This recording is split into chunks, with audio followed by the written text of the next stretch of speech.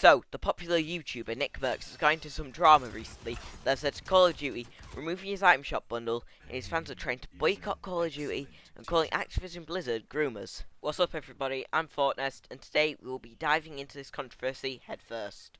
This started on the 7th of June when an esports player and commentator, Puckett, quote tweeted a video of anti-LGBTQ+ protesters attacking pro-LGBTQ+ demonstrators.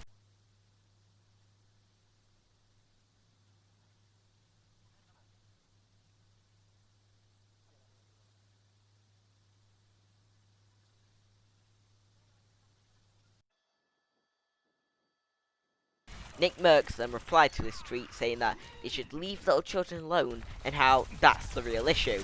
He downplayed the attack on the demonstrators and accused people in the queer community as groomers with his wording. Even if this isn't what he meant, which he probably does, this is what many Nickmerc followers are saying. He later stated that the reason he wants to leave the kids alone is because I just don't think it's any place for a teacher or a school. I don't think it's the place to speak about things like that. This is a bad idea though, because there are many people who are against and attack the LGBTQ+ community, like MAGA and Ron DeSantis supporters, I'll get into DeSantis later, who will pass this on to their children. If these children are a part of the LGBTQ+, it could be damaging to them. Research done by January Pediatrics on 224 lesbian, gay and bisexual adults who had unsupported parents were 8.4 times more likely to attempt suicide, 5.9 times more likely to have high amounts of depression, and 3.4 times more likely to use illegal drugs and have unprotected sex.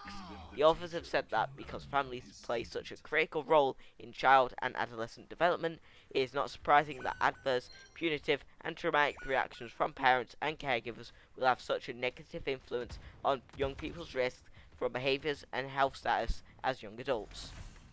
Another study called The Family Acceptance in Adolescence and the Health of LGBT Young Adults, where it was found out that family acceptance of LGBT adolescents is associated with positive young adult mental and physical health.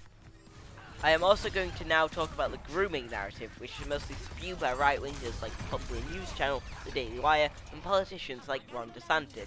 This is a false and malicious narrative that was brought up because the LGBTQ+ demonstrators wanted the school to recognise that June was Pride Month. Also, Nickmercs follows the Daily Wire and its association on Twitter. He also follows anti-LGBTQ+ people like Jordan Peterson and J.K. Rowling. He has said that Florida is the best state in the US and said that it is run by a goat. This same goat has banned trans kids from sports, pushing bills that can lead to schools outing children, not allowing sexual orientation and gender identity to be taught in schools to the 12th grade. That's year 13 in the UK, that's 18 years of age.